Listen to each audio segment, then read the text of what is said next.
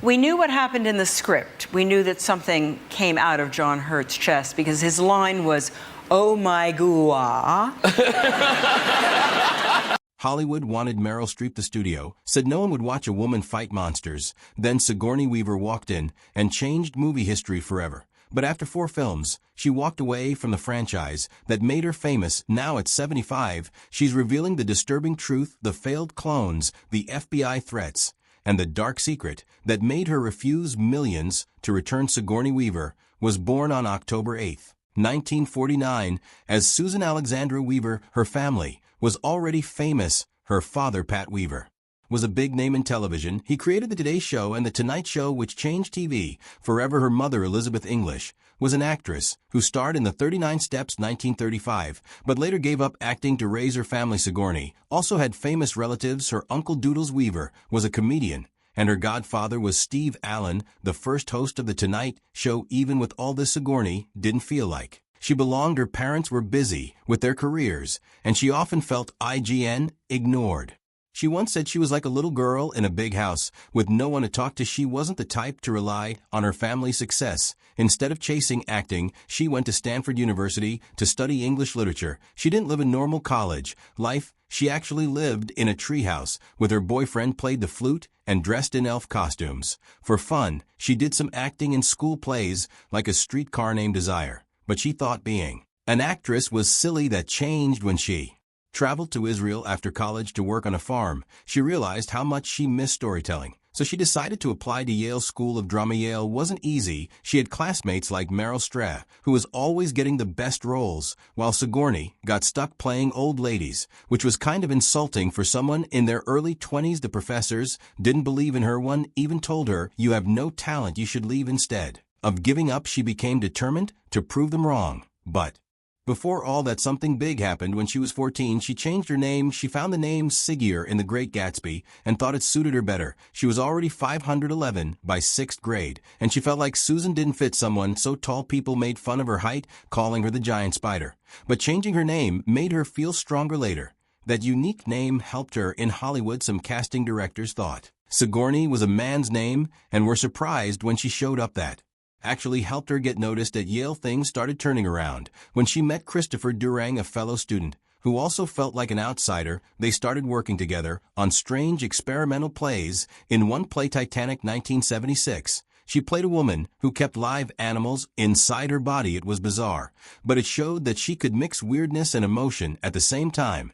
Then they created Dos Lusitania Song Spiel, a wild play that mocked war and capitalism. Sigourney played a sex worker smashing champagne bottles while singing about money. Critics thought it was insane, but it got the attention of Warren Beatty, who called it punk theater. When she had to do her final performance at Yale, instead of a serious monologue, she did a piece about a woman seducing a refrigerator. The professors failed her, but Durang secretly gave the script to some agents, and that led to her first off-Broadway role.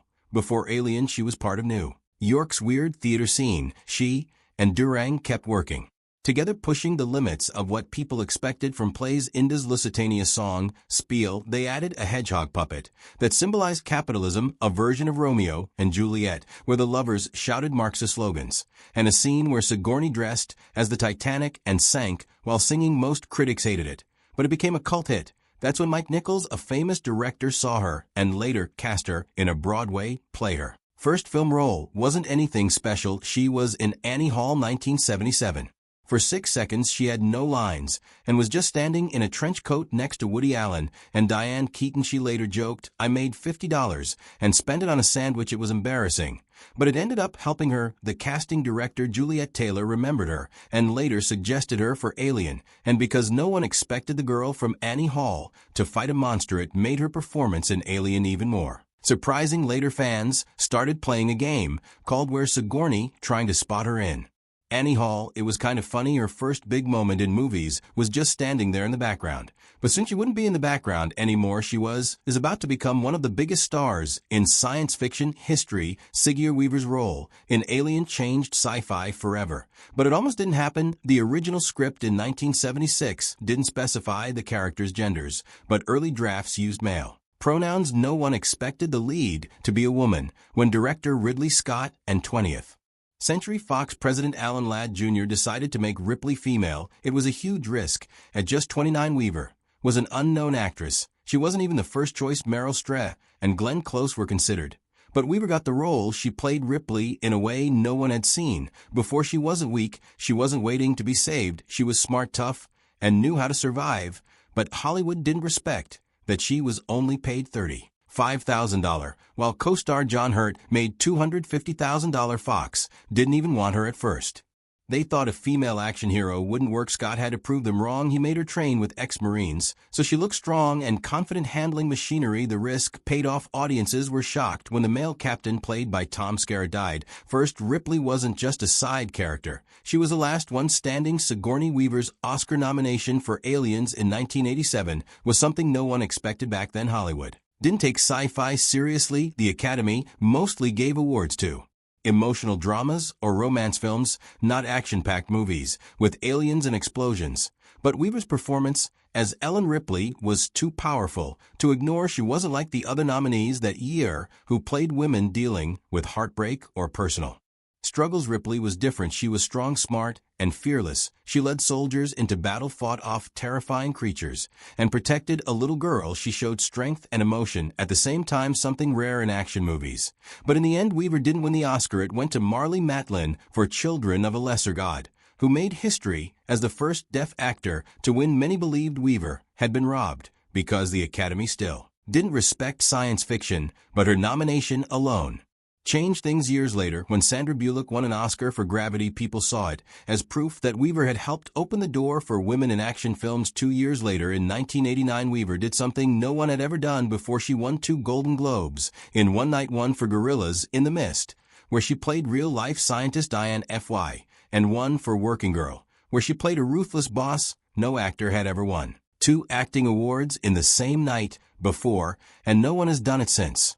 These 2 roles showed just how talented she was. In Gorillas in the Midst, she completely transformed into Fy, a woman who dedicated her life to protect gorillas. Weaver spent months studying Fy's behavior, even living among real gorillas. The experience was tough. She got sick with Denter while filming in Rwanda and refused to use a stunt double for dangerous scenes. In Working Girl, she played the complete opposite, a manipulative, arrogant executive who steals credit from her assistant. She made the character so believable that people in Hollywood said she must have been channeling every horrible boss they had ever met. Winning those 2 awards in one night proved she could do anything. But Weaver just laughed about it later, saying, "I think the voters got confused and checked my name twice." Even after all this success, she didn't want to get stuck playing the same kind of role over and over. After Aliens, Hollywood kept offering her tough action roles, but she turned them down. She didn't want to be TYP cast. She even refused Total Recall and The Silence of the Lambs, both of which became massive hits. Instead, she chose movies that challenged her in different ways. She played a quiet, unhappy housewife in The Ice Storm,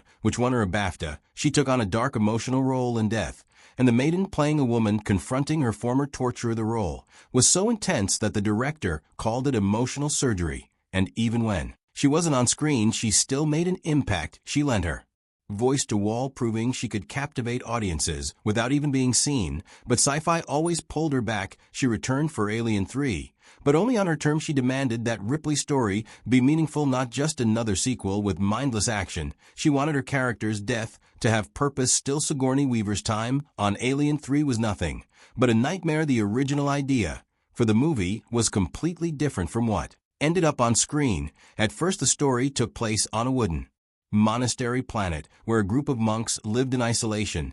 They believed Ripley was some kind of divine test, and when the xenomorph appeared, they thought it was their punishment for sin. This version, written by Vincent Ward, was green-lit by Fox in 1990. It was filled with eerie religious imagery, hand-carved wooden corridors, candlelit rituals, a slow-burning horror that mixed faith with fear. But just 3 weeks before filming, the studio scrapped the entire thing. The script was thrown out. The sets were halfway built, but now the movie had no story. Fox panicked because test audiences hated the idea that the little girl from Aliens was killed off-screen. So at the last minute, they switched everything to a prison planet setting. Instead, this wasted millions of dollars, and the whole production became a mess. Weaver later said this was the moment when Hollywood stopped taking risks and started making movies just to avoid financial losses. To direct this chaos, Fox hired David Fincher. He was only 28. years old, and had never made a feature film before, just music videos. And from the start, the studio controlled everything he did. Every morning, he had to fight with executives just to shoot the scenes his way. He was working with a script that had been ripped apart and rewritten over and over. Earlier drafts included one from cyberpunk writer William Gibson, which focused on Cold War bioweapons, and another from Near Dark's Eric Red, which was more horror-focused. In the end, none of that remained. The movie borrowed pieces from a Prison Break draft written by Walter Hill, but the spiritual, eerie elements of Ward's Monastery script were completely gone. Fincher's dark, unsettling style was constantly rejected by the studio. He wanted the opening credits to show N's autopsy, making Ripley's grief feel real and painful. But Fox cut it, saying it was too depressing. On set, some crew members mocked him, and one producer even told him, "You could piss against a wall for 2 hours and call it Alien 3. It'll still make $30 million. Fincher was so frustrated that after the movie, he left Hollywood for a while. When he came back, he refused to let studios control his films, which is why movies like Seven happened his way on his terms. Weaver had her own battles. Ripley was completely transformed in Alien 3. She had a shaved head, wore plain prison clothes, and looked worn down from radiation exposure. To create this look, makeup artists used prosthetic glue on her scalp, but it caused severe allergic reactions.